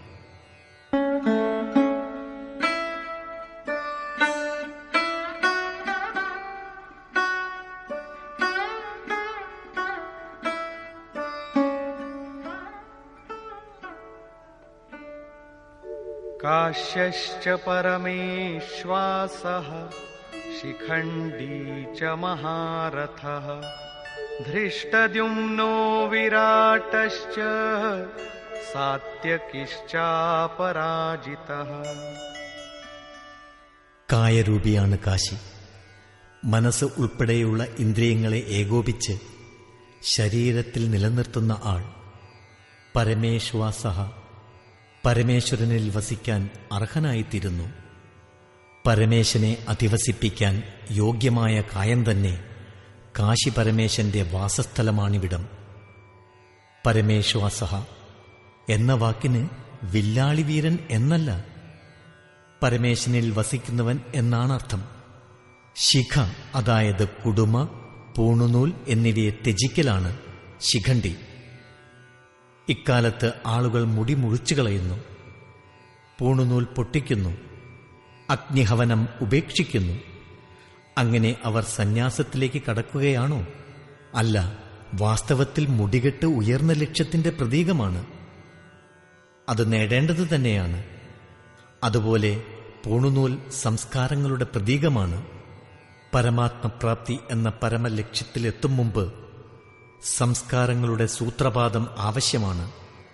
അത് ത്യാഗത്തിലേക്കും സന്യാസത്തിലേക്കും നയിക്കും. സഞ്ചരിക്കുന്ന പഥികനാണ് സാധകൻ. നേടേണ്ടതു നേടിക്കഴിഞ്ഞാൽ പിന്നെ സംസ്കാരങ്ങളുടെ നൂലുകൾ പൊട്ടിക്കാം. ഈ അവസ്ഥയിലെത്തിയാൽ ഭ്രമം ശാന്തമാവും. ഇങ്ങനെയാണ് ഭ്രമരൂപിയായ ഭീഷ്മർക്ക് ശിഖണ്ഡി വിനാശം വരുത്തുന്നത്. ശിഖണ്ഡി മുൻചൊന്ന അർത്ഥത്തിൽ ചിന്തന പദത്തിലേക്ക് കടക്കാനുള്ള വിശിഷ്ട യോഗ്യതയാണ്. മഹാരഥനാണ്. ദൃഷ്ടദ്യുമനൻ, അതായത് വിരാട രാജാവിന്റെ പുത്രൻ, ദൃഢവും നിശ്ചലവുമായ അന്തരംഗത്തിന്റെയും, വിരാടൻ എന്നാൽ സർവവ്യാപിയും വിരാട് രൂപിയും സർവേശ്വരന്റെ തേജോമയ രൂപം സാക്ഷാത്കരിക്കാനുമുള്ള കഴിവിന്റെയും പ്രതീകമാണ്. അവ ദൈവിക സമ്പത്തിന്റെ പ്രമുഖ ഘടകങ്ങളാണ്. സാത്വികത്വമാണ് സാത്യകി. സാത്വികത്വം അഥവാ സത്യത്തെ അന്വേഷിക്കാനുള്ള നിരന്തര പ്രവർത്തനം കൈമുതലായാൽ പിന്നെ ഒരു തരത്തിലുള്ള അധപ്പതനവും ഉണ്ടാവുകയില്ല. ദൈവീ സമ്പത്തും ആസുര സമ്പത്തും തമ്മിലുണ്ടാവുന്ന സംഘർഷത്തിൽ പരാജയവും ഉണ്ടാകില്ല.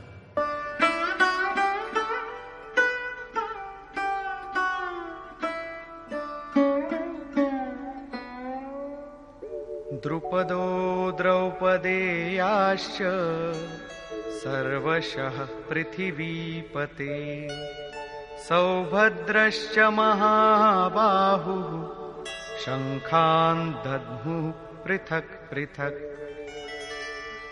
ഇളകാത്ത പദം നൽകാൻ കഴിവുള്ള ദ്രുപദനും ധ്യാനരൂപിണിയായ ദ്രൗപദിയുടെ സഹൃദയത്വം, വാത്സല്യം, ലാവണ്യം, സൗമ്യത തുടങ്ങിയവയെ പ്രതിനിധീകരിക്കുന്ന മഹാരഥന്മാരായ പുത്രന്മാരും മഹാഭുജനായ അഭിമന്യുവും പ്രത്യേകം പ്രത്യേകം ശംഖുനാദം പുറപ്പെടുവിച്ചു. ഭുജം കാര്യക്ഷമതയുടെ പ്രതീകമാണ്. മനസ്സ് നിർഭയമാകുമ്പോൾ ശക്തി വർദ്ധിതമായിത്തീരുന്നു.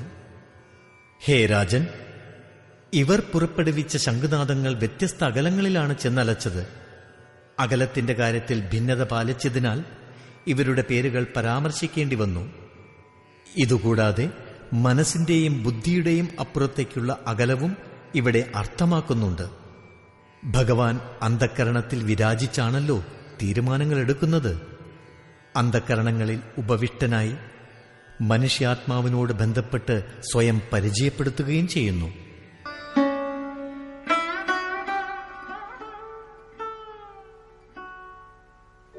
സഘോഷോധാർത്തരാഷ്ട്രാണാം ഹൃദയാനി വ്യദാരയത് നഭശ്ച പൃഥിവീം ചൈവ തുമുലോ വ്യനുനാദയൻ. ആ മഹാഘോര ശബ്ദം ആകാശത്തിലും ഭൂമിയിലും മാറ്റൊലികൊണ്ട് ധൃതരാഷ്ട്രപുത്രന്മാരുടെ ഹൃദയങ്ങൾ പിളർന്നു. സൈന്യം പാണ്ഡവപക്ഷത്തുമുണ്ടായിരുന്നു.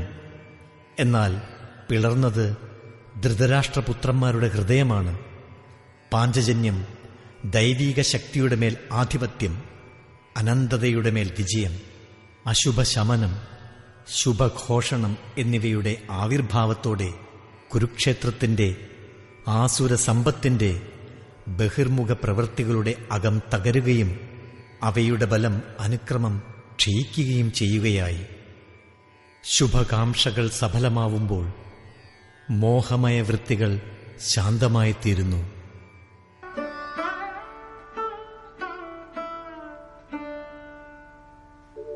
അഥ വ്യവസ്ഥിതാൻ ദൃഷ്ട്വാ ധാർതരാഷ്ട്രാൻ കപിധ്വജഃ പ്രവൃത്തെ ശസ്ത്രസമ്പാതേ ധനുരുദ്യമ്യ പാണ്ഡവഃ ഋഷികേശം തദാ വാക്യം ഇദമാഹ മഹീപതേ സേനയോരുഭയോർമധ്യേ രഥം സ്ഥാപയമേച്യുത.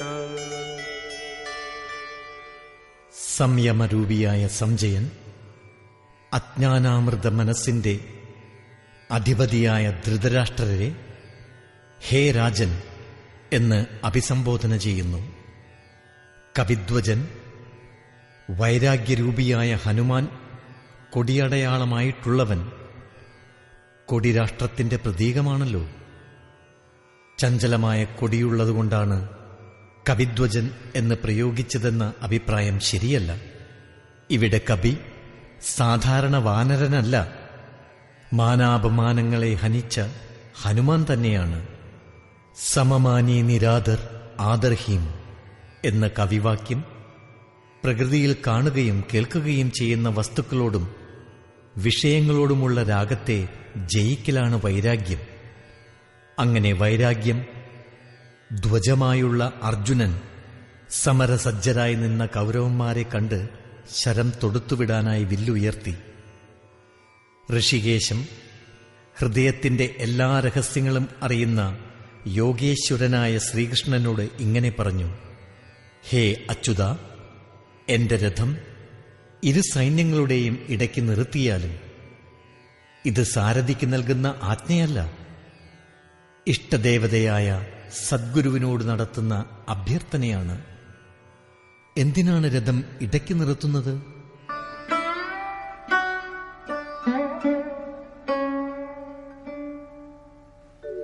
യാവദേതാൻ നിരീക്ഷേഹം योद्धुकामानवस्थितान् कैर्मया सह योद्धव्यम् अस्मिन् रणसमुद्यमे. ഈ യുദ്ധോദ്യമത്തിൽ പടവെട്ടാനൊരുങ്ങി നിൽക്കുന്നവരെ ഞാനൊന്ന് നേരിട്ട് കണ്ടുകൊള്ളട്ടെ. ഞാൻ ആരോടെല്ലാമാണ് പോരാടേണ്ടത് എന്നറിയണമല്ലോ. योत्स्यमानानवेक्षेऽहं य एतेऽत्र समागताः धार्तराष्ट्रस्य दुर्बुद्धेर्युद्धे प्रियचिकीर्षवः.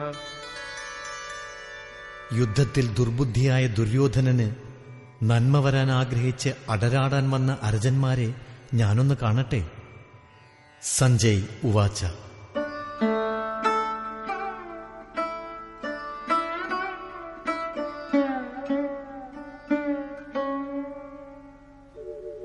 एवमुक्तो ऋषिकेशो गुडाकेशेन भारत सेनयोरुभयोर्मध्ये स्थापयित्वा रथोत्तमम्.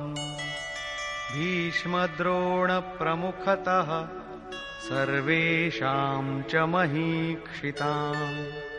उवाच पार्थ पश्यैतान् സമവേതാൻ കുരുനിതി.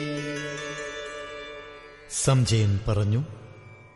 നിദ്രാജയിയായ അർജുനൻ ഇങ്ങനെ പറഞ്ഞപ്പോൾ എല്ലാവരുടെയും ഹൃദയം അറിയുന്ന ശ്രീകൃഷ്ണൻ ഭീഷ്മദ്രോണന്മാരുടെ നേതൃത്വത്തിലുള്ള മഹാഭൃതാം ശരീരരൂപിയായ രാജ്യത്തിൽ അധികാരം വഹിക്കുന്ന രാജാക്കന്മാരുടെ ഇടയിൽ ശ്രേഷ്ഠമായ ആ രഥം നിർത്തിയിട്ട് ഇങ്ങനെ പറഞ്ഞു. പാർത്ത, ആ കൗരവന്മാരെ നോക്കൂ. ആ ശ്രേഷ്ഠമായ രഥം സ്വർണം കൊണ്ടോ വെള്ളി കൊണ്ടോ ഉണ്ടാക്കിയതല്ല. ലോകത്തിൽ ഉത്തമ വസ്തുക്കളെ നിർണയിക്കുന്നത് അവയ്ക്ക് നശ്വരതയോടുള്ള ആനുകൂല്യത്തെയും പ്രാതികൂല്യത്തെയും ആധാരമാക്കിയാണ്. എന്നാൽ ഈ വിലയിരുത്തൽ അപൂർണമാണ്. നമ്മുടെ സ്വരൂപത്തോടൊപ്പമുള്ള ആത്മാവ് മാത്രമാണ് ശ്രേഷ്ഠമായുള്ളത്. അതിൻ്റെ പിന്നാലെ നികൃഷ്ടമായ മലിനതയ്ക്ക് ചെല്ലാനാവില്ല.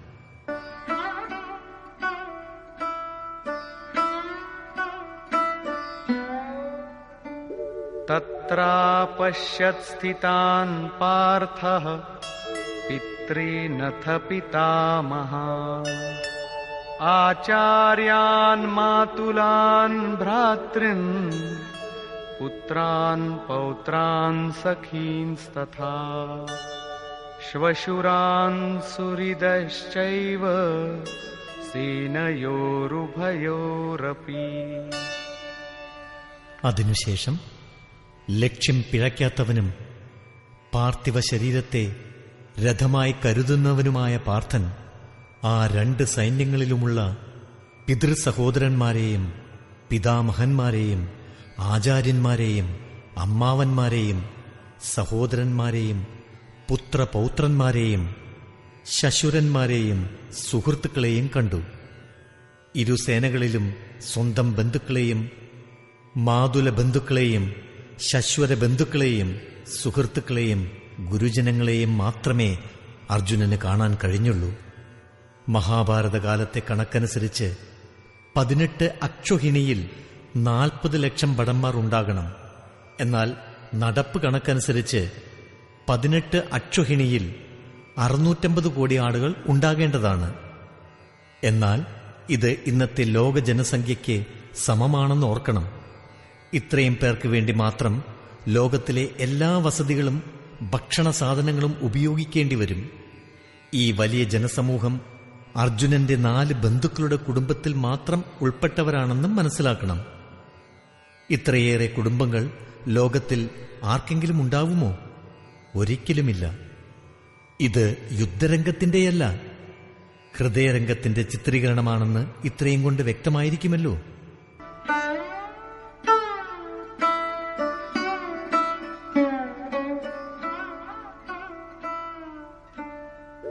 താൻ സമീക്ഷ്യ സ കൗന്തേയഃ सर्वान् बन्धूनवस्थितान् कृपया परयाविष्टो विषीदन्निदमब्रवीत्. ഇപ്രകാരം നിലയുറപ്പിച്ചിരുന്ന ബന്ധുക്കളെ മുഴുവൻ നോക്കിക്കണ്ട് കരുണാപൂർണ ഹൃദയനായ കുന്തിപുത്രൻ ദുഃഖിതനായി ഇങ്ങനെ മൊഴിഞ്ഞു. അർജുനൻ ദുഃഖമഗ്നനായത് മുമ്പിൽ നിലയുറപ്പിച്ചിരിക്കുന്നത് സ്വന്തം ബന്ധുക്കൾ തന്നെ എന്നറിഞ്ഞതുകൊണ്ടാണ്. അതിനാലാണ് വീണ്ടും സംസാരിക്കാൻ ഉരുമ്പെട്ടത്. അർജുന ഉവാച: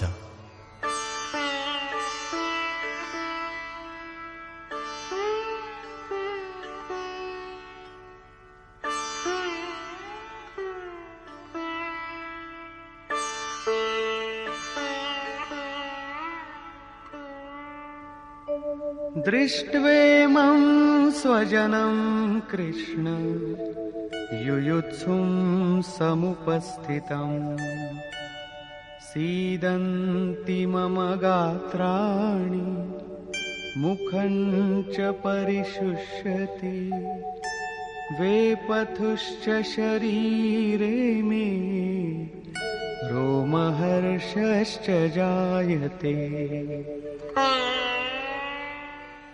ഹേ കൃഷ്ണ, യുദ്ധം ചെയ്യാൻ ആഗ്രഹിച്ച് നിലയുറപ്പിച്ചിരിക്കുന്ന ബന്ധുജനങ്ങളെ കണ്ട് എന്റെ അവയവങ്ങൾ തളരുന്നു, വായുണങ്ങുന്നു, ശരീരത്തിൽ വിറയലും രോമാഞ്ചവും ഉണ്ടാകുന്നു. ഇത് മാത്രമല്ല, ഗാണ്ഡീവം സ്രംസത്തെ ഹസ്താത് ത്വക്ചൈവ പരിദഹ്യത്തെ न च शक्नोम्यवस्थातुं भ्रमतीव च मे मनः. കയ്യിൽ നിന്ന് ഗാണ്ഡീവം വീണുപോകുന്നു, തൊലി ഉണങ്ങുന്നു.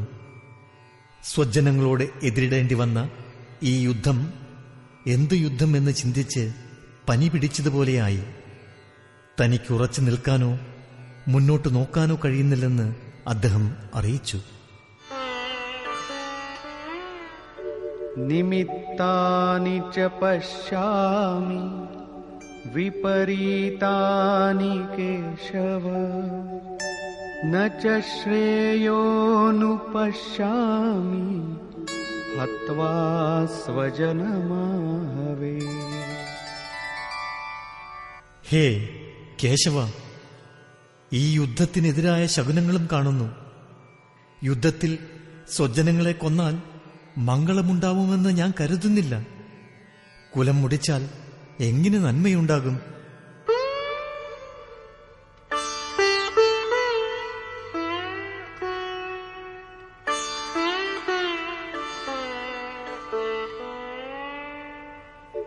ന കാംക്ഷേ വിജയം കൃഷ്ണ ന ച രാജ്യം സുഖാനി ച കിന്നോ രാജ്യേന ഗോവിന്ദ കിം ഭോഗൈർജീവിതേന വാ. ബന്ധുജനങ്ങളെല്ലാം യുദ്ധമുഖത്തുണ്ട്. ഇവരെ സമരത്തിൽ വധിച്ച് നേടുന്ന വിജയമോ, വിജയത്തിലൂടെ ലഭിക്കുന്ന രാജ്യമോ, രാജ്യലാഭത്തിലൂടെ കിട്ടുന്ന സുഖമോ അർജുനൻ ആഗ്രഹിക്കുന്നില്ല. അദ്ദേഹം പറഞ്ഞു: കൃഷ്ണ, എനിക്ക് വിജയമോ രാജ്യമോ അതിൽ നിന്നുണ്ടാകുന്ന സുഖമോ വേണ്ട. ഗോവിന്ദ, രാജ്യം കൊണ്ടോ ഭോഗങ്ങൾ കൊണ്ടോ ജീവിതം കൊണ്ട് തന്നെയോ എന്ത് പ്രയോജനം? ഇങ്ങനെ പറയുന്നതിന് ഹേതുവെന്തെന്ന് ഇനി വിവരിക്കുന്നു.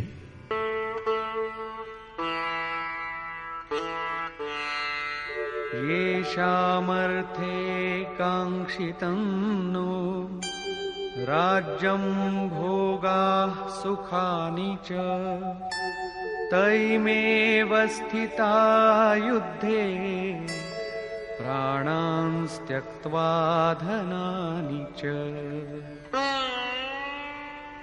ആർക്കു വേണ്ടിയാണോ രാജ്യഭോഗ സുഖങ്ങൾ ആഗ്രഹിച്ചത്, ആ ബന്ധുജനങ്ങൾ ജീവിതാശ വിടിഞ്ഞ് യുദ്ധരംഗത്ത് അണിനിരന്നിരിക്കുന്നു. രാജ്യഭോഗ സുഖങ്ങൾ അവരും ആഗ്രഹിച്ചിരുന്നു. അവർ വെറുത്തെങ്കിൽ ഞങ്ങൾക്കവ ആവശ്യമില്ല. പരിവാരങ്ങൾ ഉള്ളിടത്തോളം കാലം വാസനകളും ഉണ്ടാകും. കുടിലുകളിൽ കഴിയുന്നവർ പോലും ബന്ധുമിത്രാദികളെ കൊന്ന് ലോകത്തിലെ ഒരു സാമ്രാജ്യവും നേടാൻ ആഗ്രഹിക്കില്ല. ആർക്കു വേണ്ടിയാണ് സുഖഭോഗങ്ങൾ ആഗ്രഹിച്ചത്? ആ ബന്ധുജനങ്ങൾ ഇല്ലാതായാൽ പിന്നെ അവ കൊണ്ട് എന്ത് പ്രയോജനമെന്നാണ് അർജുനൻ ചോദിക്കുന്നത്. ഈ യുദ്ധത്തിൽ ആരെയാണ് കൊല്ലേണ്ടതെന്നോ?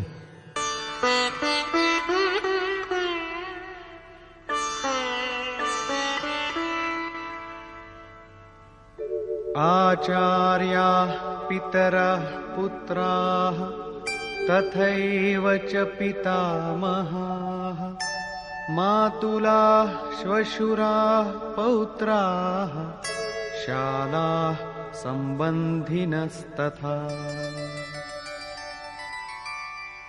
ഈ യുദ്ധത്തിൽ ഗുരുക്കന്മാരും പിതൃസഹോദരന്മാരും പുത്രന്മാരും അതുപോലെ പിതാമഹന്മാരും അമ്മാവന്മാരും ശ്വശുരന്മാരും പൗത്രന്മാരും സാല്യന്മാരും മറ്റു ബന്ധുക്കളും സന്നിഹിതരായിട്ടുണ്ട്.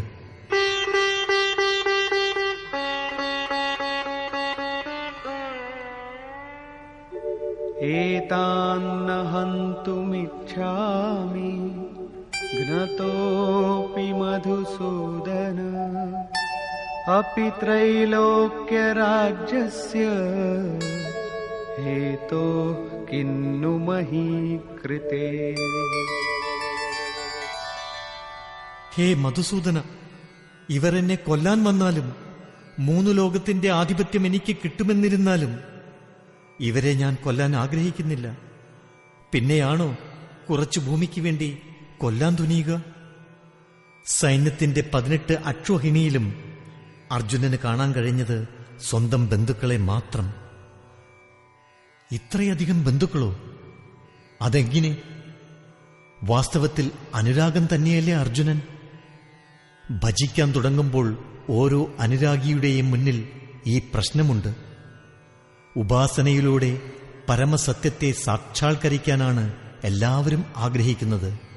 എന്നാൽ അനുരാഗിയായ ഒരു ഉപാസകൻ അനുഭവസമ്പന്നനായ ഒരു സദ്ഗുരുവിന്റെ സംരക്ഷണമുണ്ടായിട്ടും ക്ഷേത്രജ്ഞന്മാർ തമ്മിലുള്ള സംഘർഷത്തിന് അടിപ്പെട്ട് താൻ ആരോടാണ് പടപൊരുതേണ്ടതെന്ന് ചിന്തിച്ച് സംശയഗ്രസ്തമാകുമ്പോൾ ശരിക്കും ഹതാശനായി പോകുന്നു.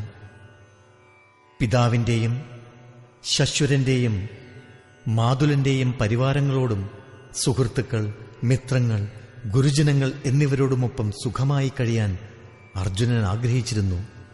ഇതിനുള്ള ഏർപ്പാടുകൾ ചെയ്യുന്നതോടൊപ്പം പരമാത്മപ്രാപ്തിക്കുള്ള വഴിയൊരുക്കാമെന്നും കരുതിയിരുന്നു. എന്നാൽ സാധനയിൽ മുന്നേറണമെങ്കിൽ പരിവാരങ്ങളെ പിരിയണമെന്നും എല്ലാ ബന്ധുക്കളിൽ നിന്നും മോചനം നേടണമെന്നും മനസ്സിലാക്കിയതോടെ അദ്ദേഹം അത്യന്തം അധീരനായി പോകുന്നു.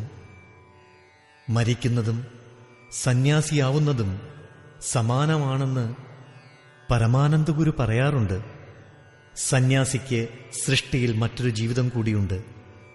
ഗൃഹസ്ഥന്മാർക്ക് അങ്ങനെയൊന്നില്ല. ഉണ്ടെങ്കിൽ തന്നെ അത് അനിത്യമായ കാമമയ ജീവിതമാണ്. കാമത്തിന്റെ അടിത്തറയായ മോഹം തകർക്കാൻ വിഷമം. കാമം അതോടൊപ്പമുള്ള മോഹത്തെ കീഴടക്കുന്നതുവരെ നിലനിൽക്കും. ഇത്തരം ബന്ധുക്കളുടെ പ്രസാരണമാണ് ലോകം. ഈ പ്രസരണമില്ലെങ്കിൽ ലോകമില്ല. ചിദ്വിലാസമാണ് ജഗത്. ബോധമാണതിന്റെ ആധാരം എന്ന് തുളസീദാസൻ പ്രസ്താവിച്ചിട്ടുണ്ട്. മനസ്സാണ് ലോകത്തെ പ്രൊജക്റ്റ് ചെയ്യുന്നത്. യോഗേശ്വരനായ കൃഷ്ണനും പറയുന്നത് ലോകം മനസ്സിന്റെ സൃഷ്ടിയെന്നാണ്. മനസ്സിന്റെ ഈ പ്രഭാവത്തെ, സർഗവാസനയെ തടഞ്ഞാൽ ചരാചരാത്മകമായ ജഗത്തിനെ ജയിക്കാം.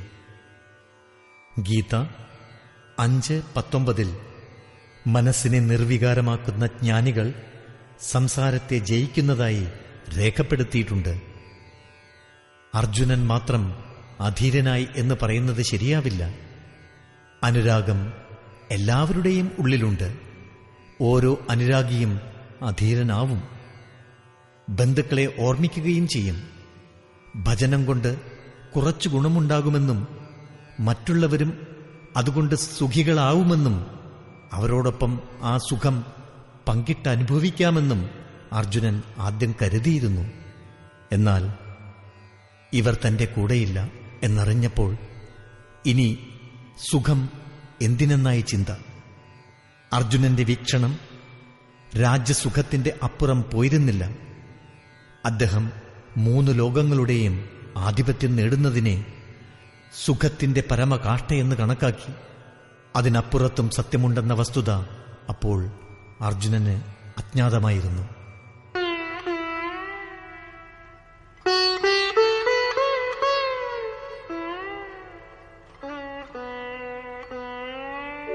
നിഹത്യ ധാർതരാഷ്ട്രാന്നഃ കാ പ്രീതി സ്യാജ്ജനാർദന പാപമേവാശ്രയേദസ്മാൻ ഹത്വൈതാനാതതായിനഃ.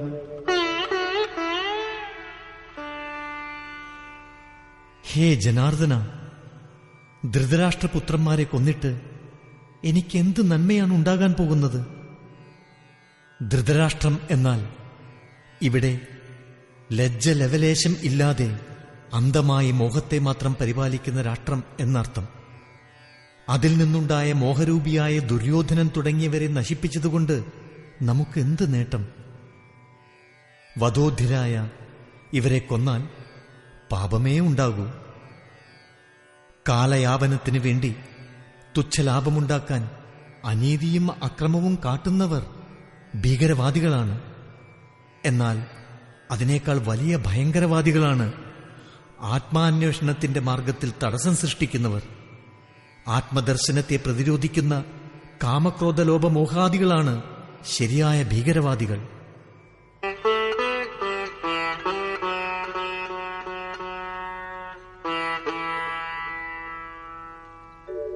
തസ്മാന്നാർഹാ വയം ഹന്തും ധാർതരാഷ്ട്രാൻ സ്വബാന്ധവാൻ സ്വജനം ഹി കഥം ഹത്വാ സുഖിനഃ സ്യാമ മാധവ. മാധവ, അതുകൊണ്ട് ബന്ധുക്കളായ ധൃതരാഷ്ട്രപുത്രന്മാരെ കൊല്ലുന്നതിന് ഞങ്ങൾ യോഗ്യരല്ല. അവർ ബന്ധുക്കളായതെങ്ങനെ? ശത്രുക്കളല്ലേ അവർ? വാസ്തവത്തിൽ ശാരീരിക ബന്ധം അജ്ഞാനജന്യമാണ്. ഇയാൾ മാതുലനാണ്, ഇയാൾ ശ്വശ്വരനാണ്, ഇവർ സ്വജനങ്ങളാണ് എന്നൊക്കെ കരുതുന്നത് അജ്ഞാനം കൊണ്ടാണ്. ഈ ശരീരം തന്നെ നശ്വരമാണ്. അപ്പോൾ ഇതുമായുള്ള ബന്ധത്തിന് നിലനിൽപ്പെവിടെ? മോഹമുള്ളിടത്തോളം കാലമേ സുഹൃത്തിനും കുടുംബത്തിനും ഈ ലോകത്തിന് തന്നെയും നിലനിൽപ്പുള്ളൂ. മോഹമില്ലാതാവുമ്പോൾ എല്ലാം അസ്തമിക്കും. അങ്ങനെ ശത്രുക്കൾ പോലും അർജുനന്റെ ദൃഷ്ടിയിൽ സ്വജനങ്ങളായി. അതുകൊണ്ടാണ് കുടുംബാംഗങ്ങളെ കൊന്ന് എങ്ങനെ സുഖികളാകും എന്ന് ചോദിച്ചത്. അജ്ഞാനവും മോഹവും ഇല്ലാതായാൽ കുടുംബബന്ധവും ഇല്ലാതാകും. ഭർതൃഹരി, തുളസീദാസൻ തുടങ്ങി എത്രയോ മഹാത്മാക്കൾ പത്നി നിമിത്തം വൈരാഗ്യമുണ്ടായി. മറ്റു ചിലർ രണ്ടാനമ്മയുടെ ദുർനയം മൂലം വൈരാഗ്യത്തിലേക്ക് കടന്നതിനും ഉദാഹരണങ്ങൾ സുലഭമാണ്.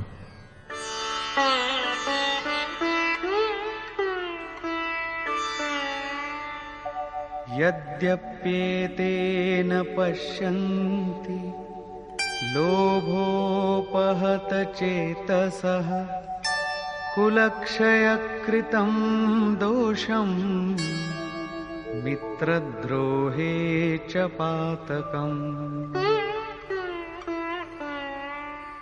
അത്യാഗ്രഹം കൊണ്ട് മനസ്സ് ദുഷിച്ച ഇവർ വംശനാശം കൊണ്ടുണ്ടാകാൻ പോകുന്ന ദോഷവും മിത്രദ്രോഹം കൊണ്ടുണ്ടാവാൻ പോകുന്ന പാപവും അറിയുന്നില്ല. ഇതവരുടെ ന്യൂനതയാണ്. എങ്കിലും കഥം ന ഗേയമസ്മാഭിഃ പാപാദസ്മാൻ നിവർത്തിതും കുലക്ഷയകൃതം ദോഷം प्रपश्यद्भिर्जनार्दन। ഹേ ജനാർദ്ദന, കുലനാശം കൊണ്ടുണ്ടാകാൻ പോകുന്ന ദോഷം അറിയുന്ന നമ്മൾ ഈ പാപകർമ്മത്തിൽ നിന്നും പിന്തിരിയണമെന്ന് അറിയേണ്ടതല്ലേ?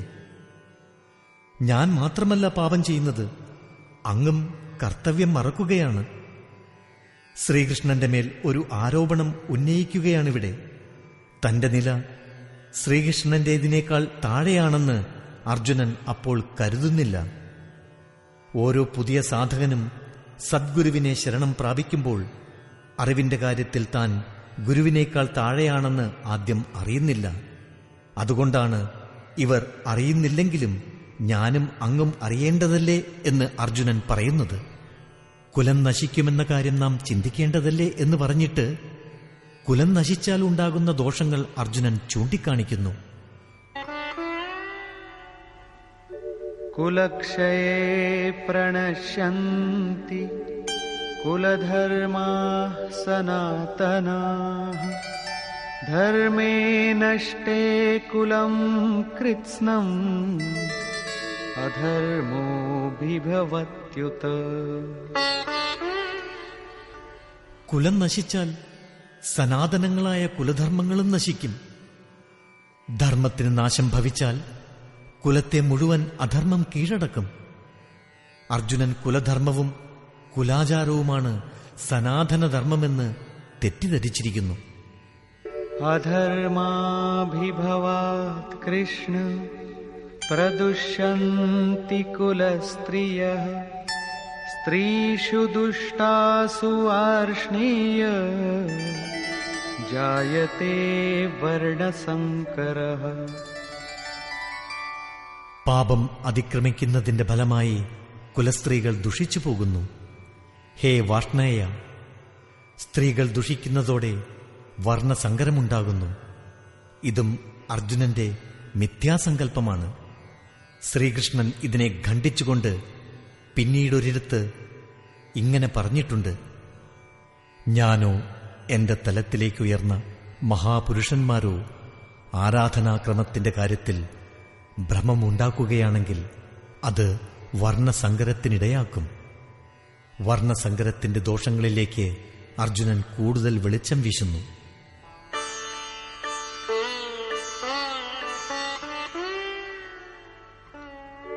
സങ്കരോ നരകായൈവ കുലഘ്നാനാം കുലസ്യ ച പതന്തി പിതരോ യേഷാം ലുപ്തപിണ്ഡോദകക്രിയാഃ. വർണ്ണസങ്കരം കുലംകുത്തികളെയും കുലത്തെയും നരകത്തിലെത്തിക്കും. മരണാനന്തര കർമ്മങ്ങൾ ചെയ്യാൻ ആളില്ലാതെ പിതൃക്കളും അധപ്പതിക്കും. ഈ അധപ്പതനം ഭൂതകാലത്തിനും വർത്തമാനകാലത്തിനും ഭാവികാലത്തിനും ബാധകമാണ്. തന്നെയുമല്ല,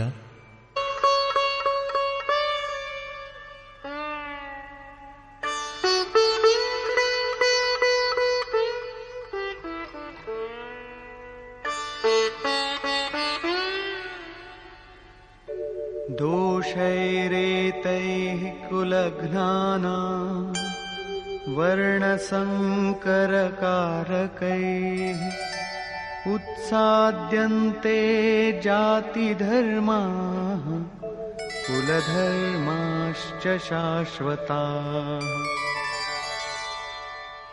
വർണ്ണസങ്കരത്തിന്റെ ദോഷങ്ങൾ കുലത്തിന്റെയും കുലംകുത്തികളുടെയും സനാതനമായ കുലധർമ്മങ്ങളും ജാതിധർമ്മങ്ങളും നഷ്ടമാക്കുന്നു.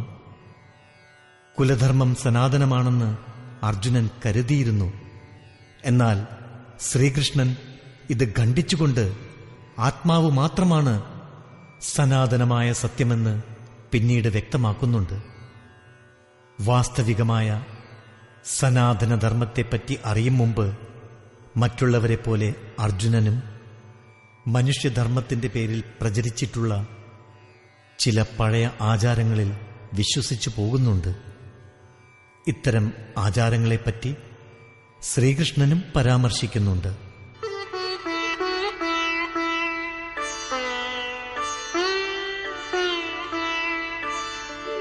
उत्सन्नकुलधर्माणाम् मनुष्याणां जनार्दन नरके नियतं वासो भवतीत्यनुशुश्रुम. ഹേ ജനാർദ്ദന, കുലധർമ്മം നഷ്ടമായവർക്ക് അനന്തകാലത്തേക്ക് നരകവാസം കിട്ടുമെന്ന് കേട്ടിട്ടുണ്ട്. കുലധർമ്മം മാത്രമല്ല, സനാതനധർമ്മവും അവർക്ക് നഷ്ടപ്പെടും. അധർമ്മിഷ്ഠന്മാർക്ക് എന്നും നരകം തന്നെ ഗതി എന്ന കാര്യം നേരിട്ടറിവില്ല, കേട്ടിട്ടുണ്ടെന്നേയുള്ളൂ. അഹോ ബത മഹത് പാപം കർത്തും വ്യവസിതാ വയം യദ്രാജ്യസുഖലോഭേന ഹന്തും സ്വജനമുദ്യതാഃ. ഹാ കഷ്ടം! ബുദ്ധിമാന്മാരെന്ന് കരുതുന്ന നമ്മൾ വലിയ പാപം ചെയ്യാൻ തയ്യാറാവുകയാണല്ലോ. രാജ്യസുഖലോഭം കൊണ്ട് സ്വന്തം വംശം തകർക്കാൻ നാം ഒരുങ്ങിയല്ലോ. ഇവിടെ അർജുനൻ സ്വയം അറിവ് കുറഞ്ഞവനാണെന്ന് കരുതുന്നില്ല. തുടക്കത്തിൽ ഓരോ സാധകനും ഇങ്ങനെയാണ് സംസാരിക്കുന്നത്. ശ്രീബുദ്ധന്റെ അഭിപ്രായം ഇവിടെ ശ്രദ്ധേയമാണ്. അപൂർണമായ അറിവ് മാത്രമുള്ളവർ വലിയ പണ്ഡിതനാണെന്ന് കരുതുന്നു. എന്നാൽ ജ്ഞാനം കൂടുന്തോറും തന്റെ അജ്ഞത അവൻ അറിയുന്നു. ശരിക്കും ഈ രീതിയിലാണ് അർജുനൻ ജ്ഞാനിയെന്ന് അവകാശപ്പെട്ടത്. ഈ പാപം നന്മയിലേക്ക് നയിക്കില്ലെന്നും രാജ്യവും സുഖവും നേടാനുള്ള ആർത്തി കുലനാശത്തിന് വഴിതെളിക്കുമെന്നും നാം കർത്തവ്യം മറക്കുന്നത് ശരിയല്ലെന്നും അർജുനൻ ശ്രീകൃഷ്ണനെ ബോധ്യപ്പെടുത്താൻ ശ്രമിക്കുകയാണിവിടെ. ഞങ്ങൾ മാത്രമല്ല, അങ്ങും കർത്തവ്യം മറക്കുന്നു എന്നാണിവിടെ അർത്ഥമാക്കുന്നത്. അങ്ങനെ ശ്രീകൃഷ്ണനും ഒരു കൊട്ടുകൊടുത്തു. ഒടുവിൽ അർജുനൻ തന്റെ തീരുമാനമറിയിക്കുന്നു.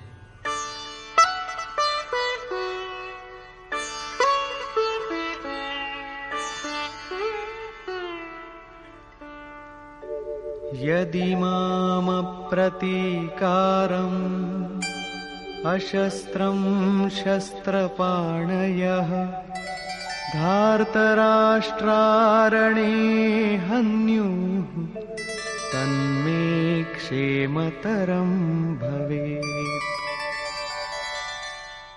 നേരിടാൻ കൂട്ടാക്കാതെ ആയുധമില്ലാതെ നിൽക്കുന്ന എന്നെ ആയുധധാരികളായ ധൃതരാഷ്ട്രപുത്രന്മാർ കൊന്നാലും അതെനിക്ക് ക്ഷേമകരം തന്നെ. തന്നെ തന്നെ ബലികൊടുത്ത് യുദ്ധം ഒഴിവാക്കിയ അർജുനൻ ബുദ്ധിമാനാണെന്ന് ചരിത്രം വിധിയെഴുതും. നിഷ്കളങ്കരായ കുഞ്ഞുങ്ങൾ സുഖമായി ജീവിക്കാനും വംശം നിലനിർത്താനും വേണ്ടി ആളുകൾ പ്രാണാഹുതി ചെയ്യുക സാധാരണമാണ്.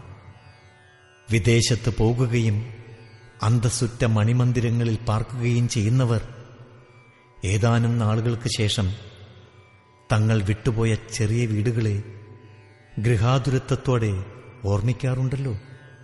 അത്ര ശക്തിമത്താണ് മോഹം.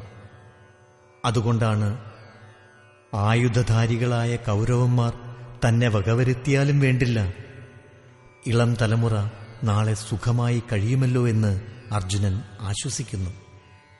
സഞ്ജയ് ഉവാച.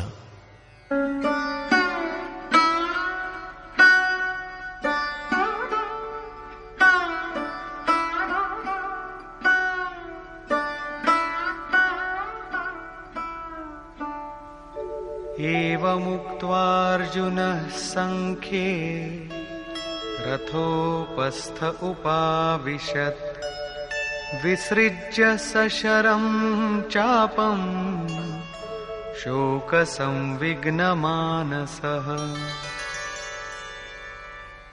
സഞ്ജയൻ പറഞ്ഞു, ശോകപരവശഹൃദയനായ അർജുനൻ ഇങ്ങനെ പറഞ്ഞിട്ട് വില്ലും അമ്പും താഴെയിട്ട് തേരിന്റെ പിൻഭാഗത്തിരുന്നു. ക്ഷേത്രജ്ഞന്മാർ തമ്മിലുള്ള സംഘർഷത്തിൽ പങ്കെടുക്കാതെ പുറകോട്ട് വലിഞ്ഞു എന്നർത്ഥം. ആന്തരാർത്ഥം: ക്ഷേത്രജ്ഞന്മാർ തമ്മിലുള്ള യുദ്ധത്തിന്റെ നിരൂപണമാണ് ഗീത.